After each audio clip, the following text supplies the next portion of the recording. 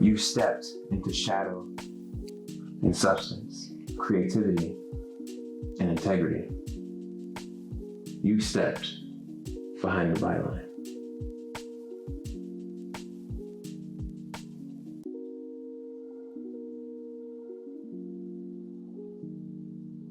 Welcome to Behind the Byline, a dimension where the journalists matter just as much as the stories they cover. I'm back again with another guest, currently Billboard's Deputy Director of Hip Hop and R&B, host of the Debut Live, co-host of Sirius XM's Billboard Live, made several TV appearances on CBS, ABC, Fox, a wrestling enthusiast, and, according to your LinkedIn profile, an experienced music journalist on a voracious mission to shift the culture, Mr. Carl Lamarre. Oh, man. I appreciate the love, my brother. Wrestling enthusiast, man. Shout out to my brother Armand. He's the real one, man. I just told him that the other day. I'm just trying to catch up. He just left. Yeah. He just left. So the energy's still in the room, man. Yeah. Energy's still in the room. Thank you for doing this, bro. No, thank you for having me, bro. Like I said before, very inspiring to people like me who are in the space, black men or just black people in general, or just writers in general, fighting for and showing off that authenticity behind and in front of the pen. So I appreciate you, man. Nah, thank you, bro. I'm excited, man. Yeah, you already know how I feel about you, man. My adoration for you. You a bad boy, man. And what you've been able to do in this time frame, in this climate. Oh, man. It's been a sight to see, man. So it ain't nothing coming through on a Sunday to chop it up with my brother, man. I appreciate you, man. Yeah. And while we get down to it, I want to get to know Carl. Yeah. So tell me and the rest of the world, as if this is the first time no one has ever written your beautiful pieces at Billboard. Who is Carl Lamarre? Man, Carl Lamarre. Turning 35 in June. I'm getting old out here. Carl Lamarre is a kid who always had a lot of questions. You know, I always bring this up, but shout out to Nickelodeon. I mean, I take that back. After that bullshit, I got to take that away.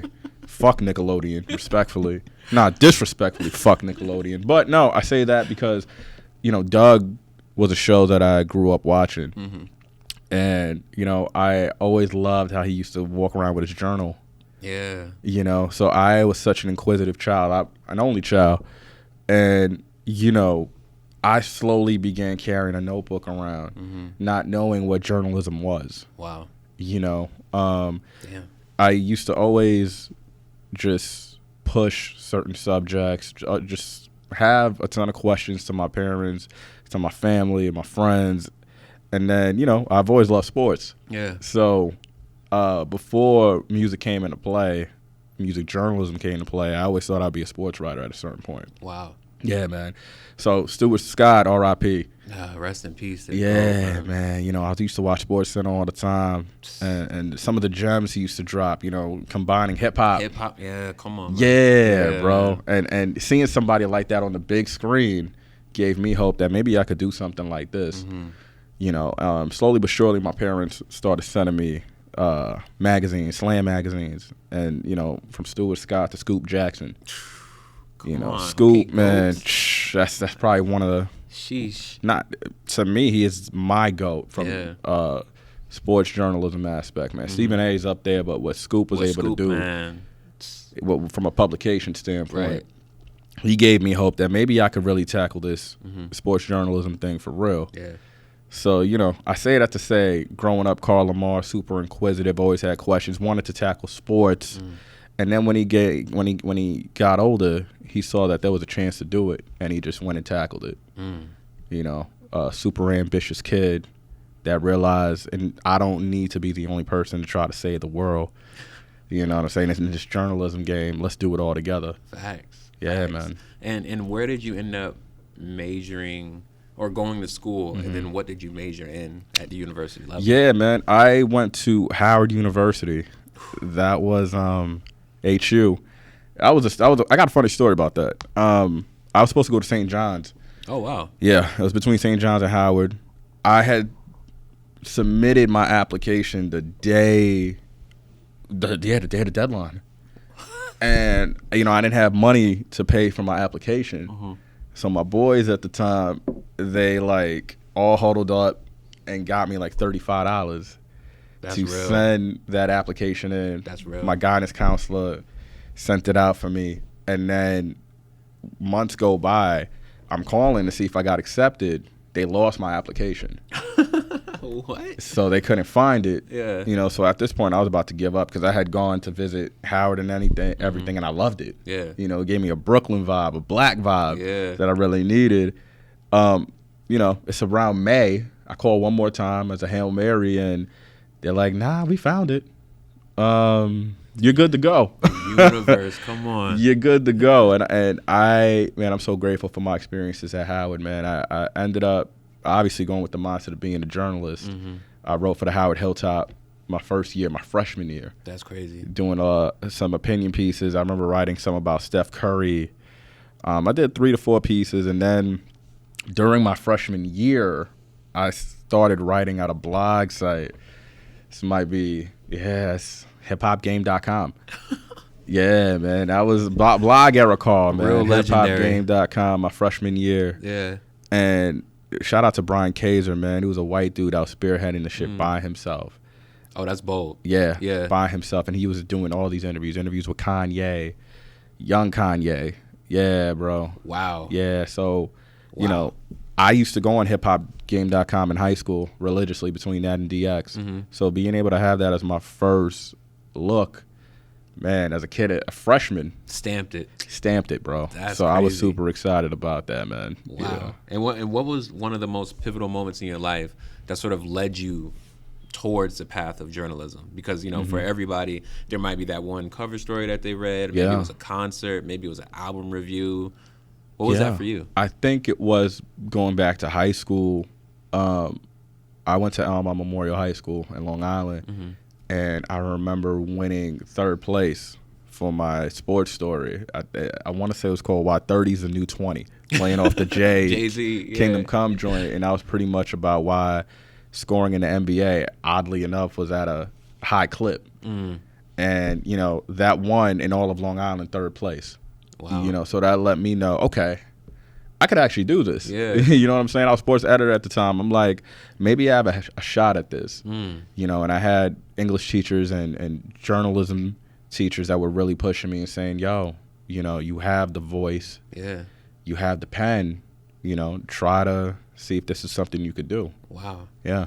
And I know I don't want to get too ahead of things right now, but I feel like it does lend itself to the understanding of your past. Right. But in 2019, you had a cover story with Billboard, your first cover story, The Baby. Yeah. And it was a tweet where you dedicated the cover to your pops. Yeah. Talk to me about the relationship you had with your pops. Yeah. And how much did that play into your love for journalism, and how much did that play into your love and your relationship with your dad? Yeah, absolutely. My father, man, you know, he was a difficult man to understand. Like my dad, he was in the Vietnam War. Wow. Yeah, so my dad was a war vet. Yeah, mine is too, so I get it. Yeah, man. So you know the vibes.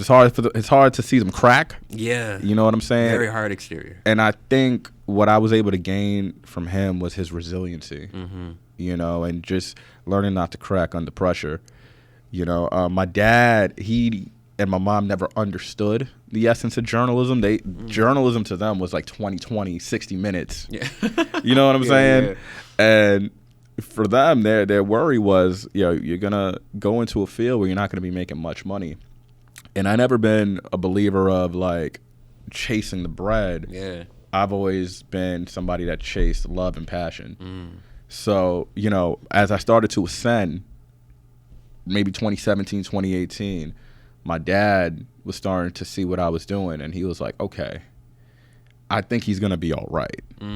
You know, I think I can, you know, shrug off my concerns and worries about if he's going to be okay long term. He's at a formidable publication. He has an editor job. Yeah. I think I can be a bit more confident, you know. And yeah, he passed 2019. Yeah, thank you. And oddly enough, man, you know, talking to Baby when I did that cover, his dad had passed around the same time. Oh yeah, I remember that. Yeah. So we bonded off, us having peak years and losing our father in the midst of that. Wow. You know, Kirk had dropped. My dad passed February. I think his dad maybe passed in March. Wow. Yeah. And then when did you guys have that conversation? We had the conversation later, like early fall, late summer, early fall. Wow. Yeah. That's crazy. Yeah. And, you know, him and I to this day, man, that relationship, super strong. You know what I'm saying? Just because of our love and commitment to our craft and to our fathers. You know, so I'll always, with everything that I do, my dad is always with me spiritually. Wow, man. And what would you say was the moment in your life that sort of catalyzed, I guess, your passion, or maybe even solidified, like, yo, other than like, this is what I want to do for a career, Right. but this is the thing that maybe is one of my life's purpose, because that is so much more deeper than like, yeah, nah, I'm gonna go ahead and do that for a check. I'm gonna live off this. Finding that life's purpose, that goes a long way, because that influences everything else down that line. Yeah. So it's like I was saying earlier, my passion initially was sports journalism. Right. I think, and I laugh about it because I was playing his music on the way here. Like, the reason why I knew I was destined to do this, my first interview ever was with my favorite rapper. You know what I'm saying? At the time. This is crazy. At the time. You know what I'm crazy. saying? Shout out to Joe Budden. That's You know what I'm saying? I'm running the Joe Budden Hive still in 2024. But no. Pump it up. Bro, I was 13. You know, I ain't have money at the time. Yeah. I went to the flea market. I bought 2 CDs. It was the Joe Budden CD and it was Eve Scorpion. You know what I'm saying? And this is me, 7th grade. Yeah. At the time. It was like 2 for $10. Wow. And, you know, a lot of people, they clown Joe, but at the end of the day, that brother, he's a wordsmith. He was in Slaughterhouse for a reason. Yeah. And just some of the shit he used to say. And hearing him now, as I was on my way here, I was like, yeah, this shit still hits and resonates. Yeah. But going back to your question, I remember being given that chance to interview him for a site called ballerstatus.com. This was my sophomore year at Howard. I was 19. And I got that play through this publicist, and I'm cool with. Shout out to Matt Conway to this day. Oh, Matt Conway. Yeah. That's my guy. That he gave me my first interview. That's crazy. And I told him that just 3 weeks ago. I'm like, it was still crazy to me how we're still tight Yeah. to this day. And he gave me my first interview. Yeah. So he'll Good always guy, be a man. real one for that. But yeah, Joe was my first interview ever. And at the time, I was like mind blown. And I was like, okay, if I'm interviewing my favorite artist off the rip, this quick, this is for me. Something got to come out of this You shit. know what I'm saying? You know? And I feel that because I mean, not getting off too much, Yeah. but one of my first biggest joints for Vibe was with Pharrell, and that's one of my. So I when you said that, I was hits like, different. Yo, it hits different. Yeah, man. It bro. hits different. So I know you mentioned Scoop, and I know you mentioned Scott, rest in peace. Yeah. But who else were your favorite journalists and authors, writers, reporters growing up that maybe put that battery in your back, maybe from indirectly or even directly? Yeah, one of my favorite books, man, was Raising Fences by Michael Datcher, and he used to write for the LA Times. His writing was so fucking seamless. From a sports and music standpoint, I mean, obviously, you know where I'm gonna go with this. Shout out Daytwan Thomas, man. Daytwan. His run, he is one of the best runs I've ever seen. Yeah. You know what he's been able to do at Vibe, XXL, King. And still going. And still going. Yeah. You know what I'm saying? Danielle Smith. I mean, I interned at Vibe. Yeah. You know what I'm saying? That was my first internship. While she was there. While she was there. Wow. And to this day, I always joke about it. And I joke about it when I see her. You know, at the time, I was dubbed the worst intern ever in Vibe history because I was the youngest and most shook. But I still remember that stout lineup they had. They had hitters, bro. They had Josen Cummins. They had Sean Fennessy. Oh, my God. They had BMI. These is like Hall of Fame wide receivers, quarterbacks. Rob Kenner. Yeah, bro. Oh, my God. Yeah, bro. Brad Wheat. You Yeah. know what I'm saying? These are the cats I was watching in the midst of my Like in the internship. flesh. Yeah, in the flesh, bro. Asking them questions. I'll always remember this. I was in a room like this. I was in Danielle's office. And I was going to drop out of Howard to pursue journalism full time. Danielle gave you an earful, didn't she? It was Danielle, it was Josen, and it was Brad. And Danielle was like, yo, you know, I never finished, you know. And yeah, I ended up okay, but that doesn't mean that's going to be applicable to your life and your situation. You have so much time. Just chill. but I was in my bag because I was writing a hip hop game. I was writing a Ball of Status. I was like, man, yeah. I was like, yo, fuck, I need school for if I'm already doing the shit full time. I'm in the majors. You know what I'm saying? Yeah. But that conversation grounded me to where I was like, I wasn't at all polished, but I still needed to be humble enough to realize that. Yeah. You know, and going back to your question, Elliot, man, you know what I'm saying? Elliot, just in the sense of, I like Elliot from a competitive standpoint. You know what I'm saying? I like what he's been able to do from a transitional standpoint. Yeah. Like, he's always been on the pulse. Yeah. You know what I'm saying? When journalism, when it matters. When journalism started becoming digital, rapradar.com. I'm sorry, rap radar podcast. Like, he's been able to make those shifts in a shifty way. Yeah. You know, so I always got to give him flowers. And following from, those branches of that tree, being imbued with that sort of passion, that's led you to where you're at now, Billboard, deputy editor. And you've written for various publications along the way, but how did we finally end up at Billboard? Because I feel like this story could potentially, change somebody's life. I don't mean to be dramatic. No. I mean, bro, I'm glad you asked, because a lot of people, they look at me now and they see the finished product. And they don't see the shots you put up in the gym. Bro, like, they don't know that I was a porter cleaning up shit at the gym. Come on. You know what I'm saying? Cleaning locker rooms while I was in school, while I was still writing for free. You know what I'm saying? Bro, I was a teacher's aide at a school, freelancing at XXL, making $9 an hour. Damn. $9 an hour, bro. That's not even. Like my dog, I worked at Abercrombie and Fitch and I was making more money. You know what I'm saying? That's not going to do it. But I was so hungry and dedicated to the craft that I knew something was going to hit. Word. You know? So going back to your question, I remember I was living in a basement apartment in Queens. I was I engaged at the time? No, I wasn't engaged. But I was dating somebody long term who ended up being my fiance. And, bro, I was freelancing for 4 or 5 different publications. One being Billboard at the time, another being Complex. Freaking, I was writing for a Spanish publication, Latin Times. Wait, you speak Spanish fluently? Nah. Nah. You know what I'm saying? But they needed some lists done, and I was like, yo, que lo que, we're going to get the shit done. You know what I'm saying? So, I was doing whatever I needed to pay the rent, bro. Yeah, I respect that. And, my editor at the time at Billboard was Adele Platone.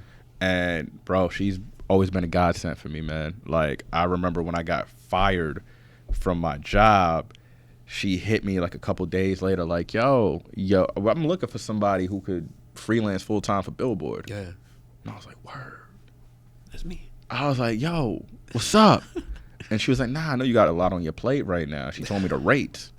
And, bro, coming from $9 an hour to what they were offering me. That was like, I hit the jackpot. What do I got to do? Like, my dude, I told her I will quit my other jobs right now. I quit.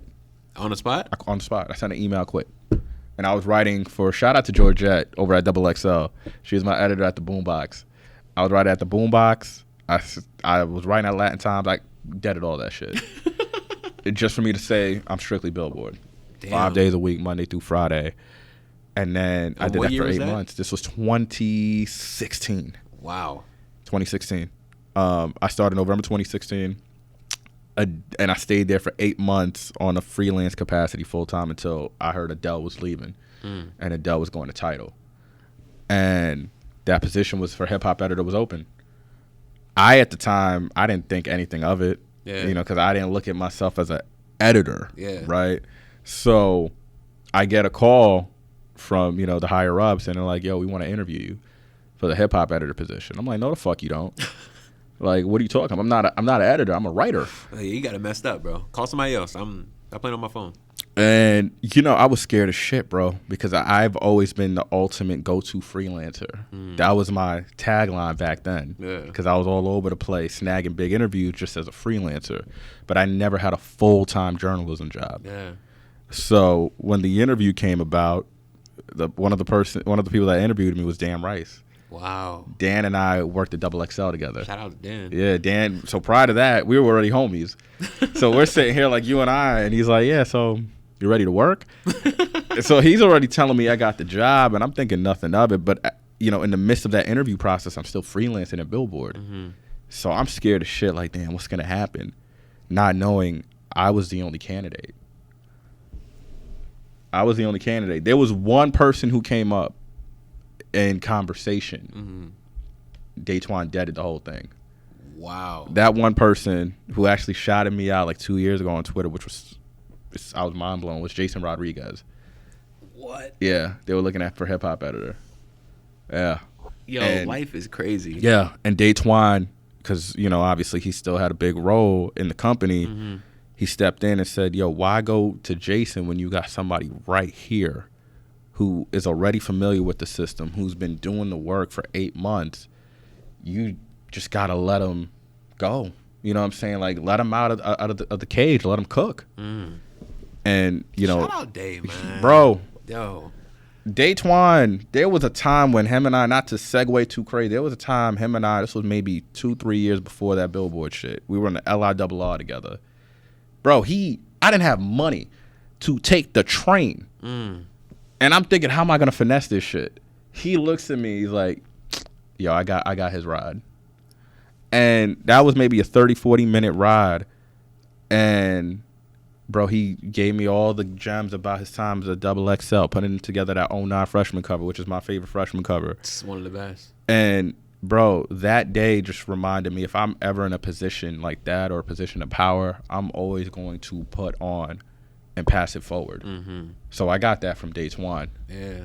You know what I'm saying? Why I'm so willing to always share gems, give out context. I'm not greedy like that. Word. You know what I'm saying? Word. So Daytwan was the one who kind of gave me that cosign to I get the never knew job. that. Yeah. Wow, man. Yeah. So now, you know, as you mentioned before, Mm-hmm.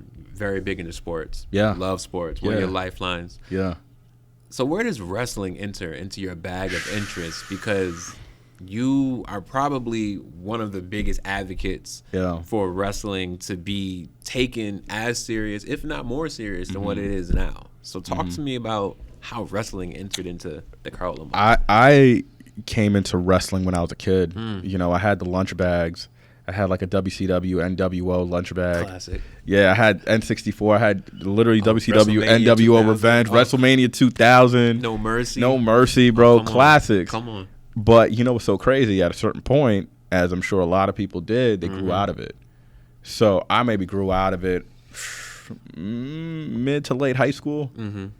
And just 2 years ago, I was at the crib, randomly at the crib, and I am watching Peacock, and I know it's WrestleMania's on. Yeah. And I'm like, well, I got shit to watch. I already, binged out a Law and Order like 12 times. Let me give this a run. I was so captivated. Wow. I was so captivated by the matches and the storytelling. And I slowly began, I was like, all right, let me watch Raw. Let me watch SmackDown. Yeah. To where I was Let me watching re-immerse myself. Yeah, to where I was watching every week. Oh. To where I was like, you know what? Let me go to a live show. Mm. Go to a live show. I went by myself. Oh, yeah, you serious about Went it. to a live show. Copped the belt. You serious. Copped the belt. You So I serious. went by myself with the belt. And, I'm getting sushi at the Garden. And Shorty, who could be my mom's, looking at me like, yo, boy, how much you pay for that belt? You're like, yo. She's like, wouldn't you like to know? and she's like, yo, you too grown to be doing this shit. And I was like, nah. But it was when I was actually watching it in person when I was like, yo, this shit is fire. So I re-immersed myself, and I was like, in my mind, I was watching Rosenberg. And I was like, yo, if this nigga, shout out to Rosenberg, I was like, yo, if this nigga could do it, I'm going to find a way to connect. Yeah. Took an old school approach. Did a cold email. I did my Googles, hit up a press inquiry email, not thinking nothing of it. I get a hit back from the WWE. Oh, you putting this on low key? Yeah. Yeah. Nah, I mean, bro, this is game, bro. Yeah. I literally, back in the day, how I got my contacts, my Rolodex, it was straight internet work, straight Google. I wasn't asking nobody. Yeah. It was straight, all right, Rick Ross contact. Contact. Okay, boom. So And it wouldn't lead me, obviously, to the direct contact, but 6 degrees of separation. You know? Somebody's going to hit me and somebody's going to connect me. And that's how I used to get bulk of my interviews. Wow. So I hadn't done that in years. So I was like, let me give it a try with the WWE. Somebody by the name of Greg comes back to me and he's like, yo, let's work. That's crazy. And to that point, man, yeah, him and I worked together on a lot of pieces. And I was thankfully able to combine my love for music and wrestling. Wow. And find different angles and stories to tell. Like this week, I just interviewed Wale, and shout out to Kazim about Wale Mania. Kazim. Yeah. We just interviewed him for Billboard for Wale Mania. That's going to come up. Wow. You know, and I got another interview with a WWE superstar in 2 weeks. So, you know, I can't take full credit. You know what I'm saying? Because Armand, I love his energy. Yeah. You know what I'm saying? He's been consistent. I just came back outside with it.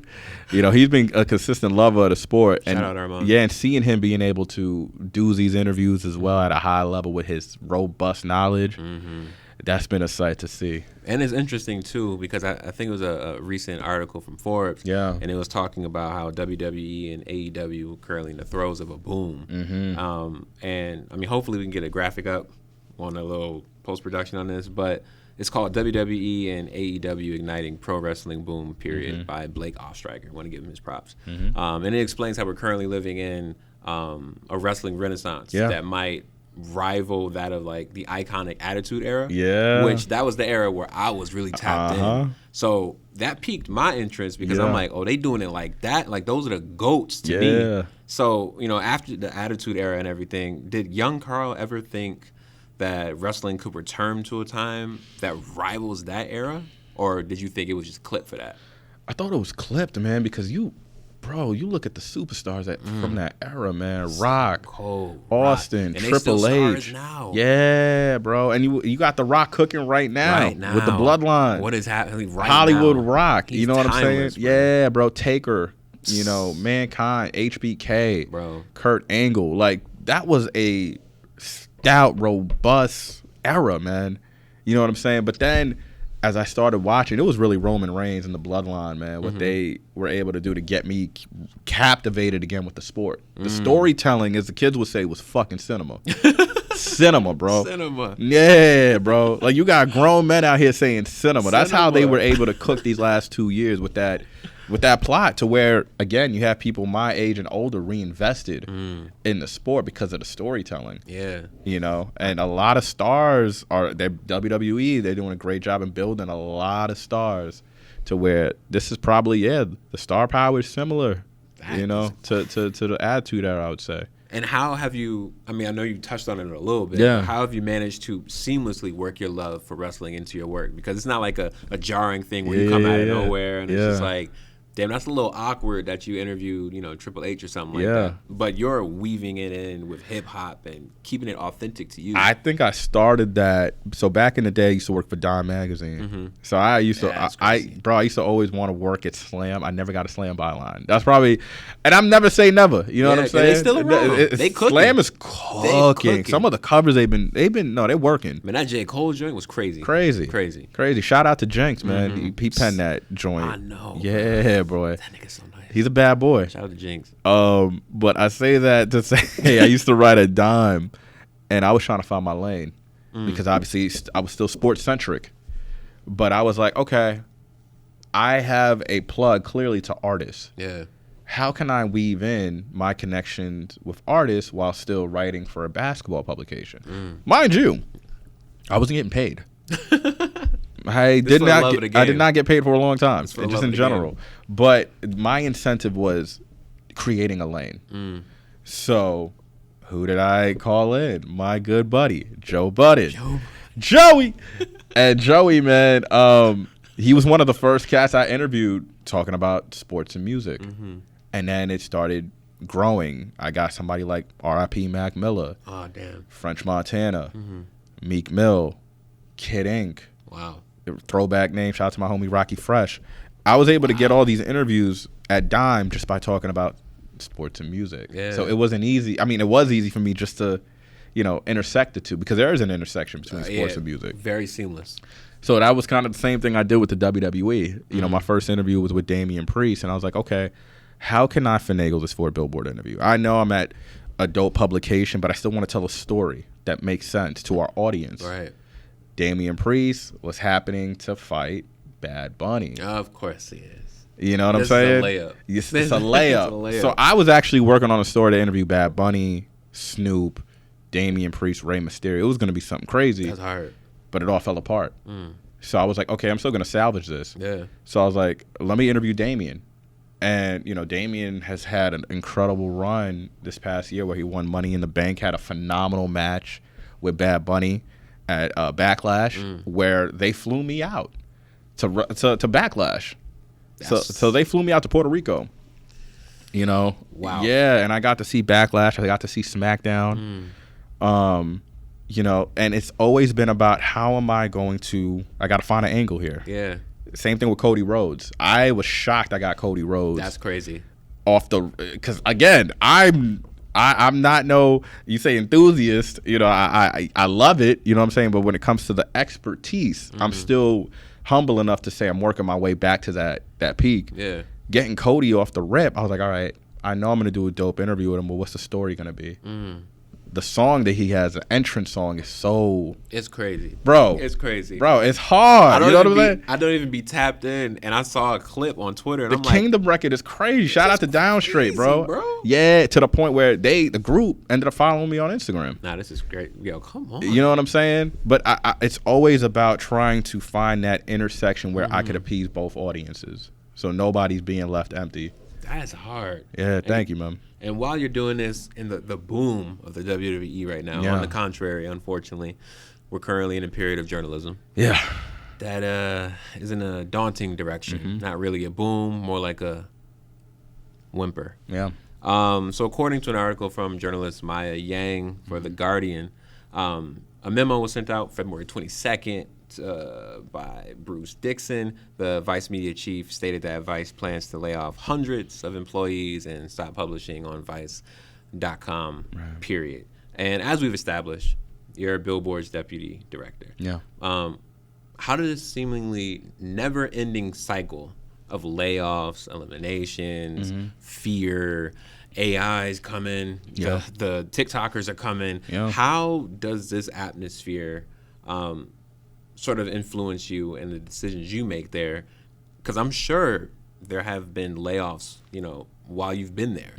So how have you been able to sort of maneuver and get your team inspired to keep going forward in this landscape? I think it's just remembering why we came into this game and always constantly trying to find inspiration.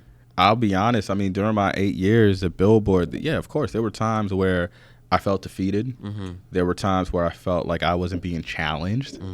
But I took the onus upon myself to reinvigorate that spirit and remind myself, yo, anybody in this motherfucker would love to take my spot. That's a fact. If they could. That's a fact, yeah.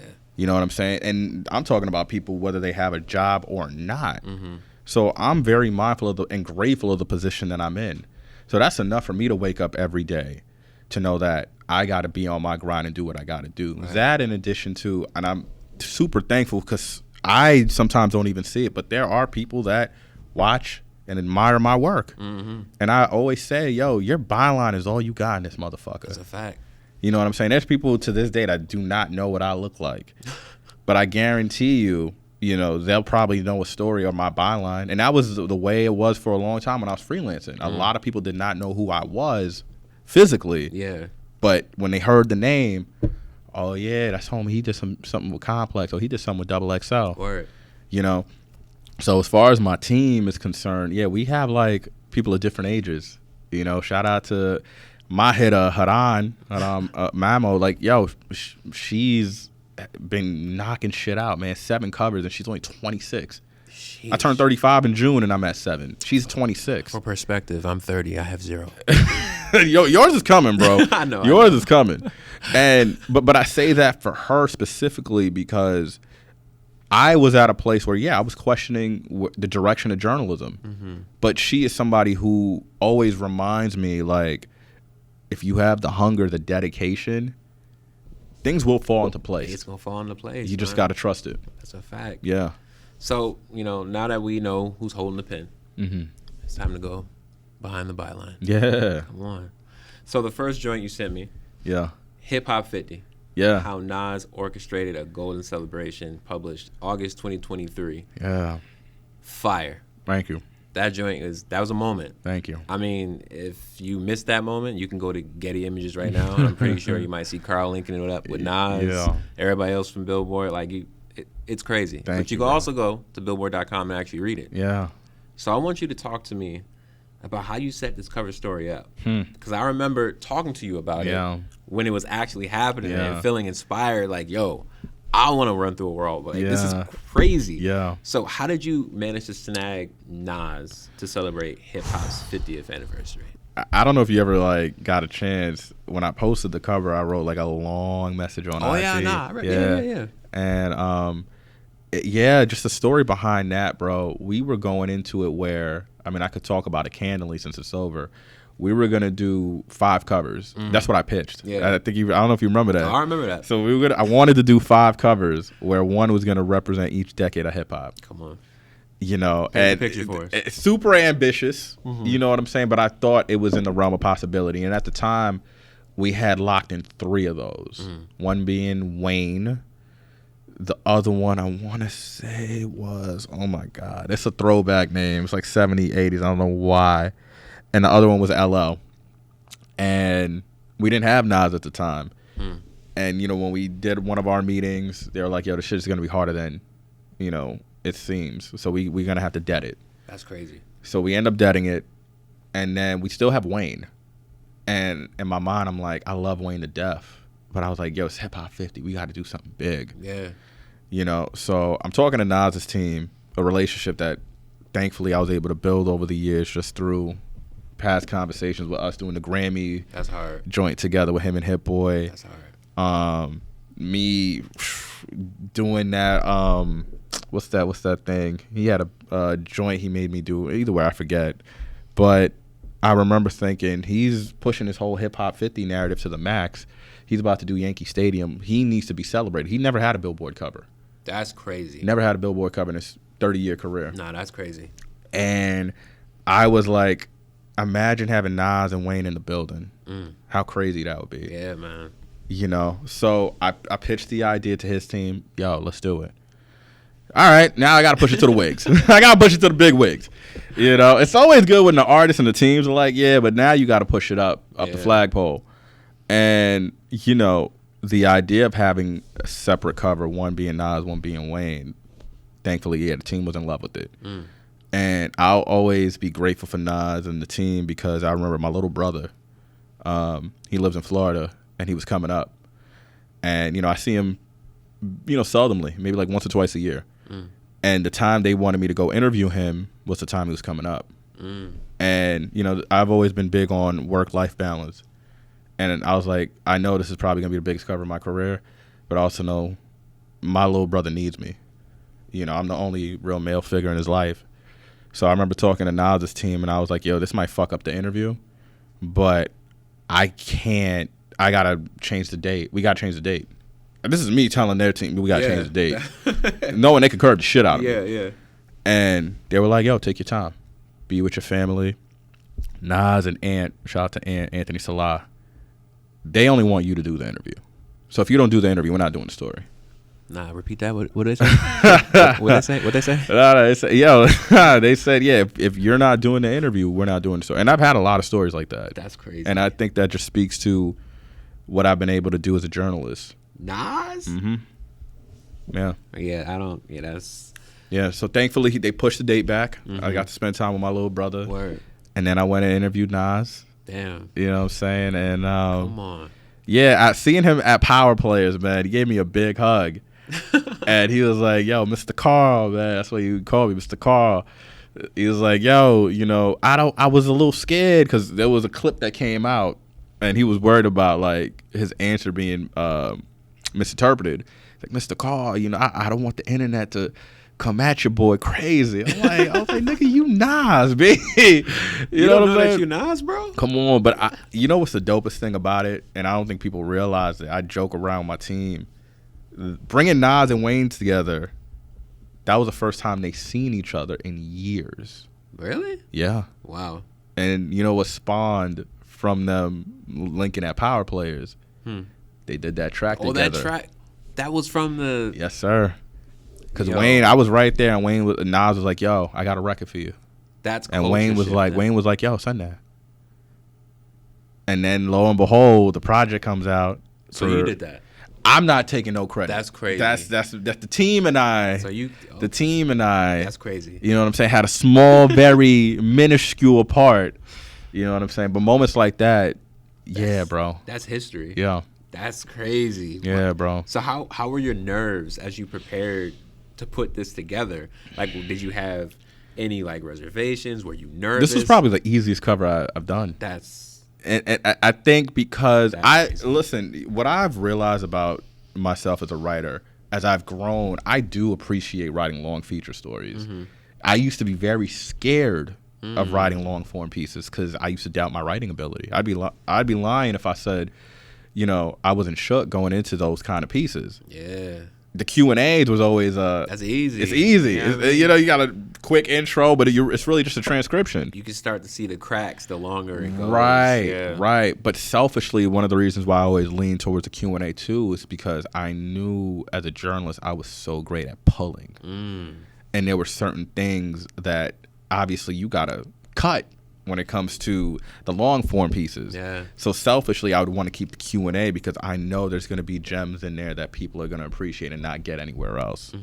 But for that particular cover, it was pretty easy because knowing Nas and the relationship we've been able to develop over the years, and I'm just as a fan too, knowing S go in and out, that was easy for me to write up. That's hard. That was pretty flawless. That's a flex too. Yeah, that is one of the easiest covers. I mean, God knows I've had covers where I've seen my edits in a sea of red, sea of blood.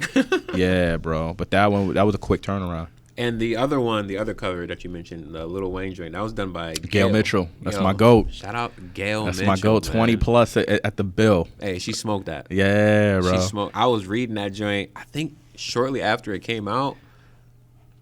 Selfishly, usually I share them. Yeah. I didn't even want to share it. It was too good, bro. Yeah, bro. I was like, nah. You know, I always say Gail's like the Tim Duncan of this shit, bro.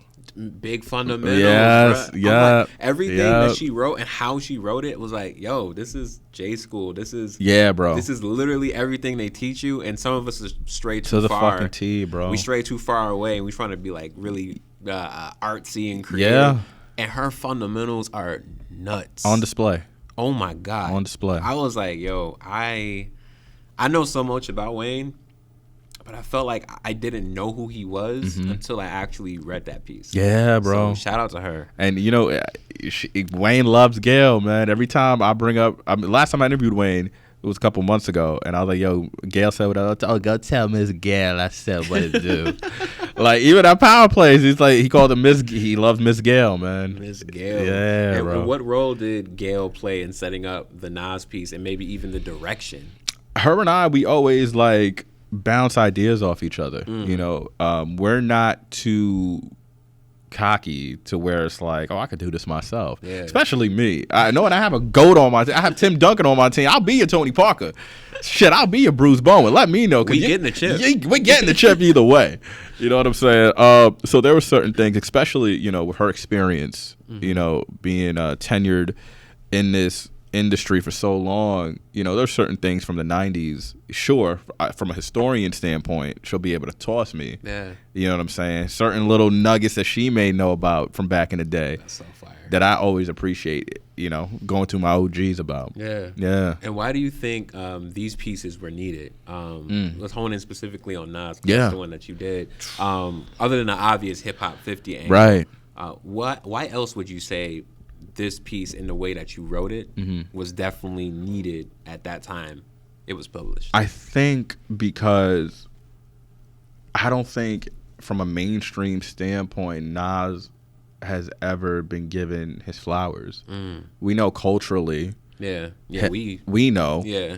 But I think it was so vital and important for me knowing that the power that I do have at this kind of publication You know, every time we could put somebody that looks like us on a cover, that's a win. That's a bruh. That's a win. Mm-hmm. You know, and I take major pride and responsibility in knowing that. Mm-hmm. You know, so I think it's always important to educate a consumer that does not look like us, that does not listen to our music, to understand like the forefathers of this genre that continues to cultivate fire shit every day. Even if we do have a day off as a culture and a genre, what he's been able to do the last 30 needs to be amplified, and needs to be amplified on the biggest platform. So why not do it at Billboard? Shout out to Nas, man. Yeah, Shout man. out to Nas. Shout out to Esco. So the next one you sent me, Risks, Real Shit, How Young Thug and Gunna Push P in hip hop for another heater, man. And also, I'm not sure if you're a soothsayer. I'm not sure if you are like a some sort of future visionary of some kind. But the fact that this dropped at the time it did, and then what happened after, we don't get there. Yeah. But that's crazy. But first and foremost, you smoked this. Thank you. Could I read you one of my favorite parts? Please. Okay. Quote, the term fashionably late couldn't be more apt for the young stoner life label stars. Draped in a short-sleeved denim jacket, a spry thug towers over everyone at 6 feet 3 inches, courteously greeting those in attendance, then joking about the size of his too small shared dressing room. Gunna briskly walks in behind him, exuding the same southern warmth, handshakes, hugs. This room's small as shit, Gunna says with a chuckle before sitting down, ready to tell his story next to the man who helped change it. Dog. That's crazy. Thank you, man. Like, I appreciate the that. narrative, the way that you can visually, you can audibly, you can feel it. Yeah. I love that. No, That's one of my bro. favorite part about profiles, interviews. Yeah. You need your flowers. No, I appreciate I'm pretty that. sure you've been celebrated a lot. Yeah. But you're not celebrated enough. Thank you, brother. So I appreciate that. I appreciate because, you know, begrudgingly, that was nice, but in reality, it was fuck you. And I say that, and I love the guys, man. You know, free thug. I say that because I waited 6 hours. I waited 6 hours to do that interview, bro. That's crazy. 6 hours. So as you know, flowery as that shit is, you know what I'm saying? I appreciate that, but in reality, bro, I waited 6 hours. Here's your roses. Fuck you. When they came in, it was midnight. I was walking out the door. Oh. I was leaving the interview. I was like, yo, I'm not doing this. I'm heading back to New York. As I'm walking out, they're walking in. That's crazy. Doug looks at me like, hey, yo, what's up? I'm like, mind you, we had to change locations. Yeah. For the interview. Damn free thug, but damn thug. That's so crazy. So originally we were in a place, at a warehouse or something, and we got a call around 8. I was already there for 2 hours. Yeah, we can't shoot here because obviously, you know. So they don't want to shoot there. We got to shoot somewhere else.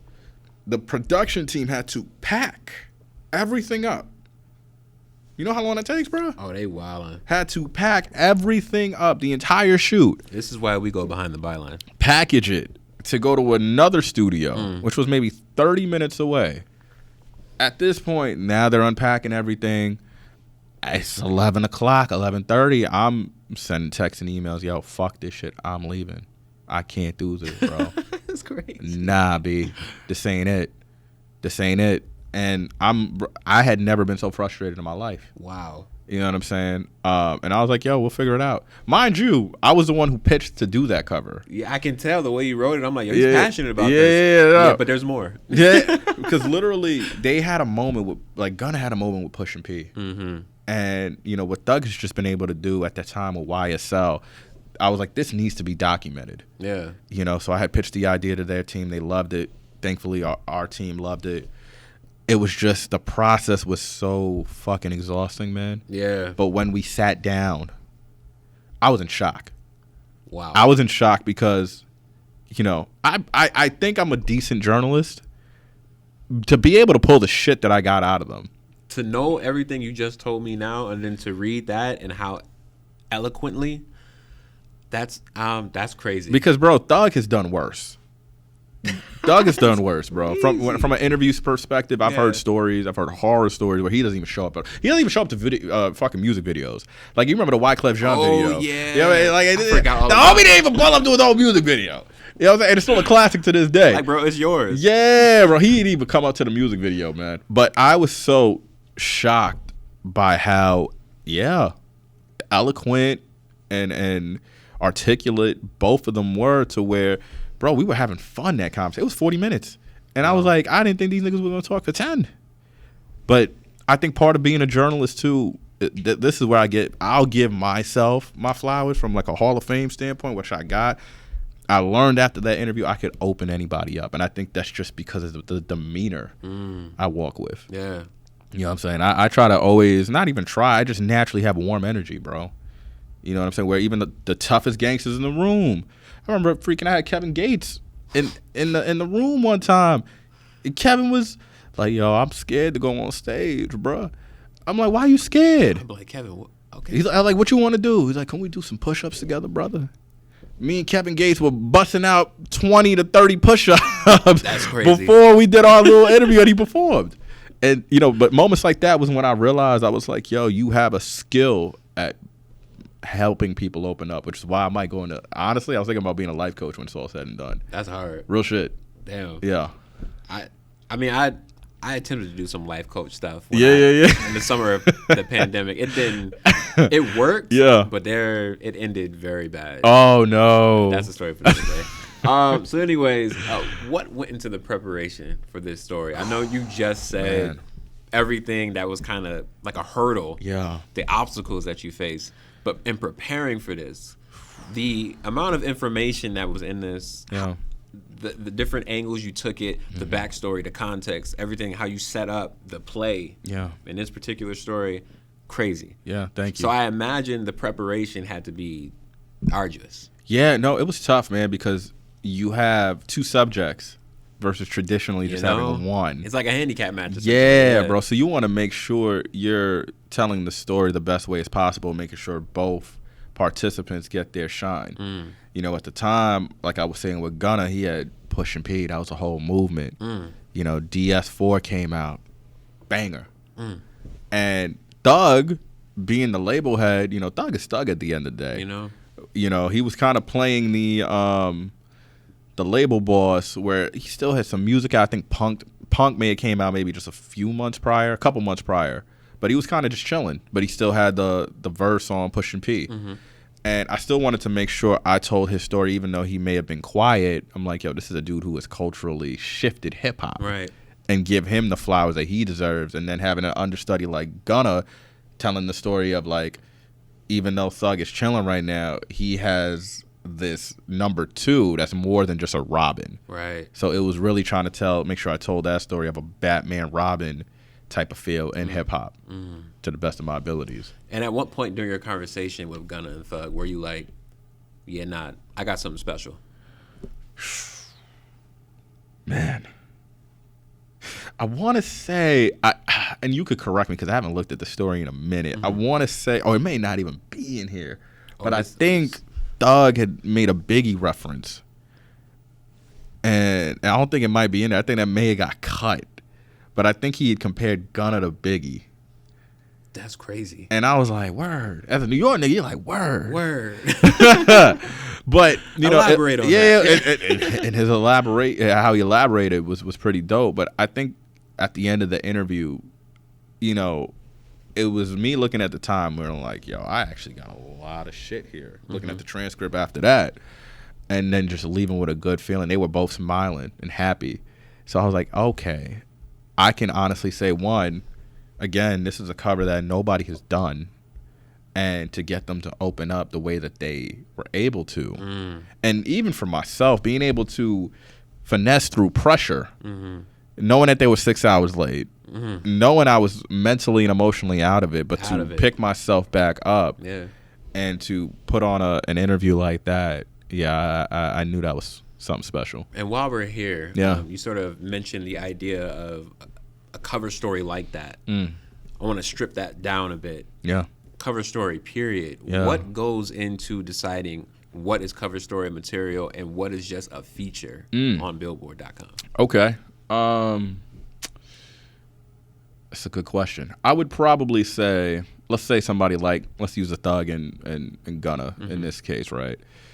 At the time, Pushin P was a big record. Gunna had just beat The Weeknd for a #1 record.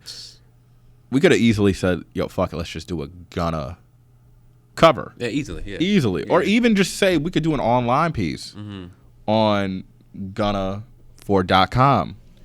But you always got to think, at least for me, what's the blockbuster play?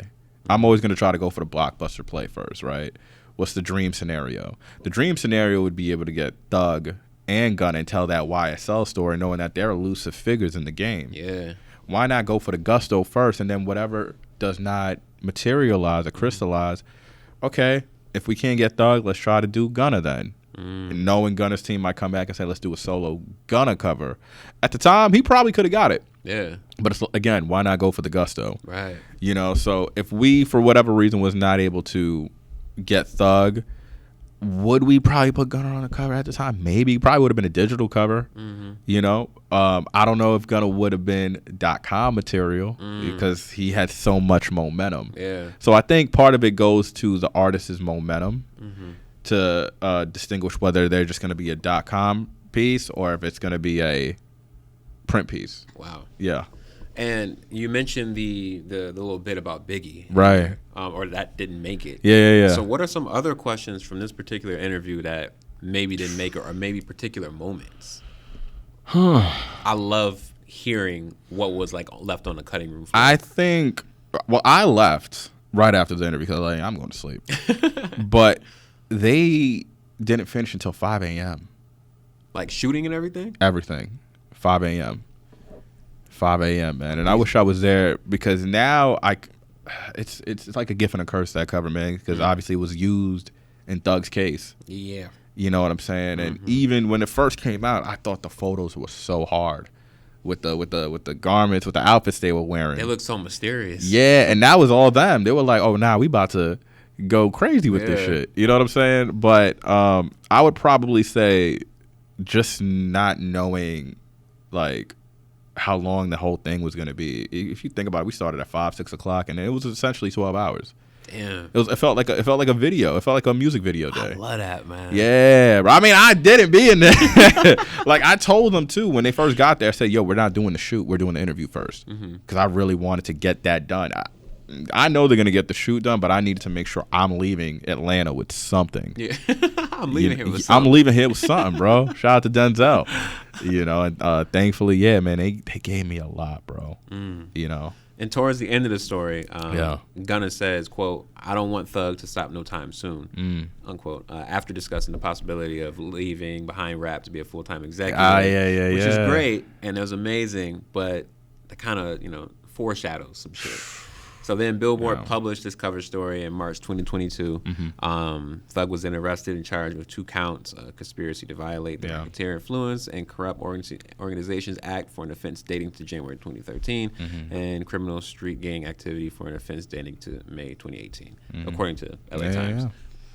How jarring was it for you when the news hit just 2 months after your story was published? Because it's like, yo, this is a championship win. I don't know how you look at cover stories, but for me, it's like a championship. I got a championship win.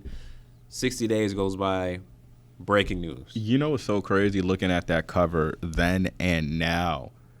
It goes back to what I was saying with momentum. I feel like their momentum got derailed and they hadn't even hit their peak. Like YSL, they were March, April peak. Like they were nearing that peak level. And I knew Thug was going to come out with some shit. And Gunna didn't even get to fully roll out DS4 the way he wanted to. He didn't even get to do a tour. Right. You know what I'm saying? And it's going to be one of those what-if situations because I think at that time they were making a case to be... I think we said it on the cover. Maybe, correct me if I'm wrong, the cover line about them being like that, something about them entering the chat, which oddly enough... I remember their team hit us up that day. Thug was like, "What the fuck you mean entering the chat?" So I had to explain it to them, and they were like, "Okay, cool," because they weren't going to post the cover. Yeah, they're like, "What does he mean entering the chat?" Wow, is that They took it weird. Yeah, they took it weird. until I broke it down. Like they're entering the chat of like being The conversation. the elite. Yeah. So when I broke it down, I'm like, all right, cool, we'll post it. I was like, now that you say it like that. Yeah. All right, say less, we good. But yeah, even when I look at it now, it's really like that Marvel show, bro. It's like that What If. What if? Yeah, man. Damn. So did you ever catch rumblings at the time that a legal reckoning? Not at all. On this magnitude? Not at all.